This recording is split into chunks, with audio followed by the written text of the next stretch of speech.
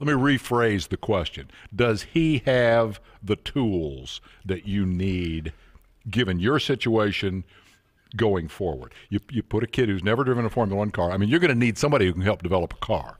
Well, the interesting thing is that if we're going to run an American, by definition, we'll be running a driver, except Scott Speed, we'll be running a driver with no experience. So once we've established that, you know, it's a very broad spectrum of drivers then that we can be talking to.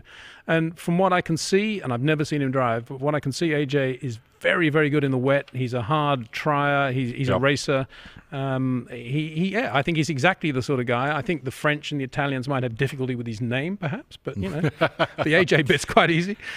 Joe Machado is on the chat and wonders, Peter, why will you succeed where so many others have failed? I think of Paul Stoddard. Hey, we're last. We'll get him next week. A guy who just seemed to be out there having fun and not really trying to compete. You mentioned winning races as a goal. Well, yeah, we wouldn't be doing this unless we felt we could win races in a reasonable time frame.